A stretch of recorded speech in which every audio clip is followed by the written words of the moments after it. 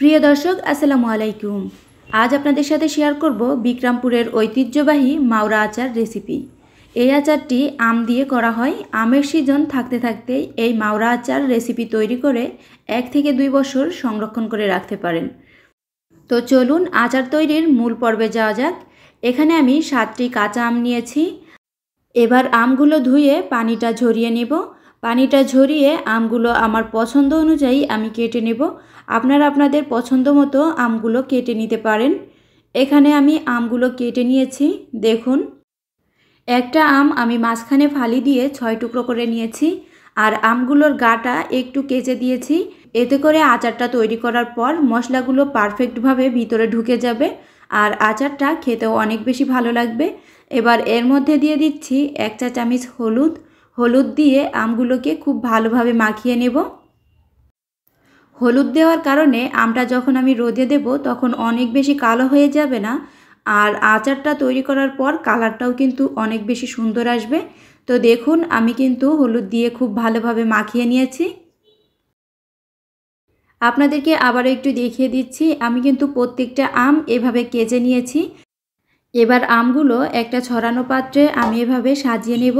এভাবে সাজিয়ে নিলে আমগুলো কিন্তু রোদে অনেক তাড়াতাড়ি শুকিয়ে যাবে। তো দেখুন, আমি সবগুলো আম এভাবে একটু বিছিয়ে দিয়েছি। এবার রোদে দেব 3 থেকে 4 ঘন্টার জন্য। মাওরা আচার তৈরি করার ক্ষেত্রে আমগুলো কিন্তু অবশ্যই রোদে দিতে হবে, এতে করে আমের গা থেকে পানিটা শুকিয়ে যাবে। আচারটা তৈরি করার পর অনেক বেশি শক্ত থাকবে, খেতেও বেশ ভালো লাগবে। এদিকে আচার তৈরির জন্য এখানে আমি 2 ধরনের সরিষা নিয়েছি। এগুলো খুব ভালোভাবে ধুয়ে আমি মিহি পেস্ট করে নিব। তো দেখুন, আমি শিলপাটাতে বেটে সরিষাগুলো পেস্ট করে নিয়েছি। আপনারা চাইলে ব্লেন্ডার জারে ব্লেন্ড করে নিতে পারেন। এবার চলে যাচ্ছি আচার তৈরির মূল পর্বে।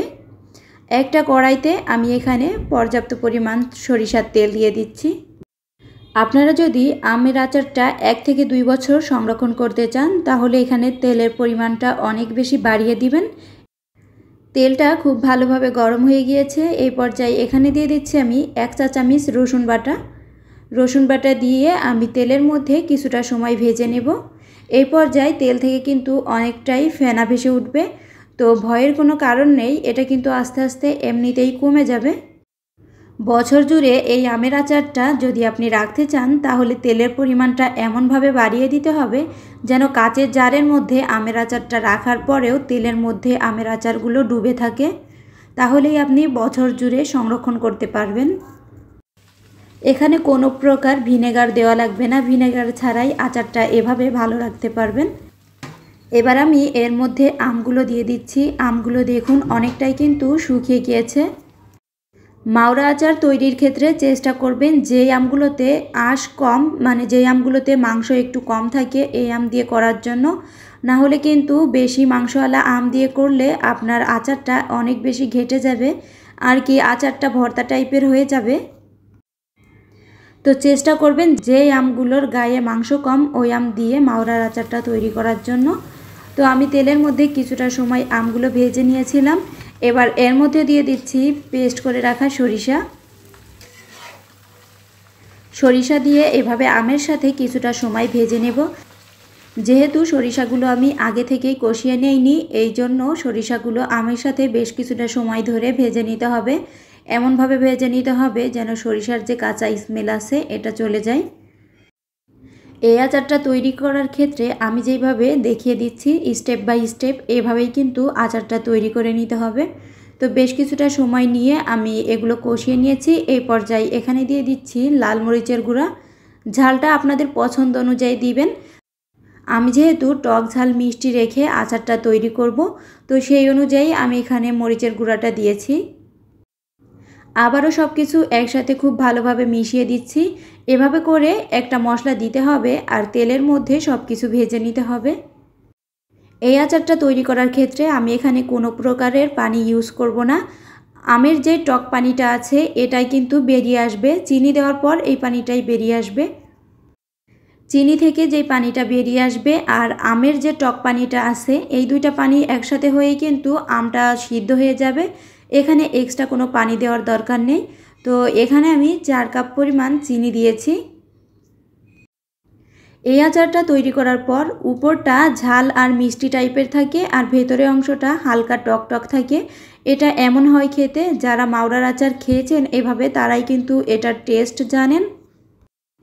বিক্রমপুর কিন্তু অনেক জনপ্রিয় এই আচারটা, সবাই কম বেশি আমের সিজনে এই আচারটা তৈরি করে রাখে।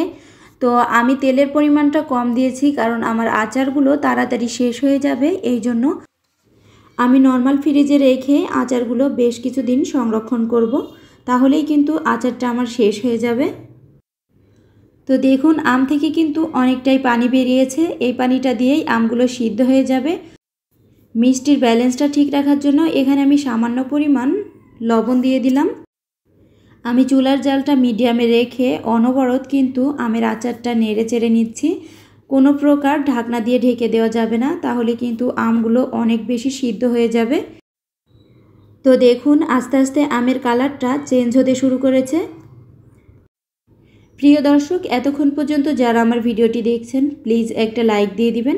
আপনাদের লাইকগুলোর কারণে কিন্তু আমার ভিডিওটি আরও অনেকে দেখার সুযোগ পাবে।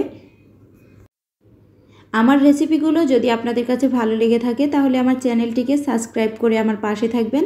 পাশে থাকা নোটিফিকেশনের অল অপশন ক্লিক করে রাখবেন, তাহলে আমার পরবর্তী ভিডিওর নোটিফিকেশন সবার আগে আপনার কাছে পৌঁছে যাবে। তো আমের আচারটা এক চুলায় রেখে অন্য চুলাতে আমি এখানে বেশ কিছুটা শুকনো মরিচ ভেজে নিচ্ছি। শুকনো মরিচগুলো কিছুটা সময় ভেজে নেওয়ার পর এখানে দিয়ে দিচ্ছি আমি 1.5 চা চামচের মতো পাঁচফোড়ন। পাঁচফোড়নগুলো মরিচের সাথে আমি বেশ কিছুটা সময় ভেজে নেব। যখন পাঁচফোড়নগুলো ফুটতে শুরু করবে এই পর্যায়ে আমি চুলার জালটা বন্ধ করে দেব। ফ্রাই প্যানের যে তাপ আছে এই তাপেই কিন্তু পাঁচফোড়নগুলো ভেজে নেওয়া হয়ে যাবে। তো দেখুন পাঁচফোড়নগুলো ফুটতে শুরু করছে। এবার এগুলো নামিয়ে একটু ঠান্ডা করে আমি শিলপাটাতে বেটে গুঁড়ো করে নেব। আপনারা যখন পাঁচফোড়ন গুঁড়ো করবেন তখন আমের পরিমাণ বুঝে পাঁচফোড়নগুলো ভেজে নেবেন। অনেক বেশি পাঁচফোড়ন হয়ে গেলে কিন্তু আমের সম্পূর্ণ টেস্টটাই নষ্ট হয়ে যায়। আমের আচার থেকে শুধু পাঁচফোড়নেরই ফ্লেভার পাওয়া যায়, অন্য কোনো ফ্লেভার পাওয়া যায় না। তো এই জন্য পাঁচফোড়নের পরিমাণটা একটু বুঝে শুনে দেবেন। তো এখানে আমি 3 চা চামচের মতো পাঁচফোড়ন দিয়েছি। এবার সব কিছু আমের সাথে আমি মিশিয়ে দিচ্ছি। সব কিছু আমের সাথে মিশিয়ে আমি আরও কিছুক্ষণ জাল করে নেব। এখানে যে রসটা আছে সম্পূর্ণ রসটাই শুকিয়ে নেব। এখনই কিন্তু আমের আচারের অনেক সুন্দর একটা কালার চলে আসছে। যখন এই পানিটা শুকিয়ে নেব তখন কিন্তু কালারটা আরও সুন্দর আসবে, দেখতে অনেক বেশি ভালো লাগবে। এই আচারটা তৈরি করে আপনি এমনিতে খেতে পারেন, আবার ঘরে কোনো গেস্ট আসলে তাদেরকেও কিন্তু পরিবেশন করতে পারেন। আর খিচুড়ির সাথে হলে তো আর কোনো কথাই নেই, এতটাই দুর্দান্ত মজার হয় এই আচারটি। তো আমি জাল করে নিয়েছি, দেখুন পানিটা কিন্তু অনেকটাই শুকিয়ে গিয়েছে, তলানিতে হালকা পরিমাণ পানি রয়েছে।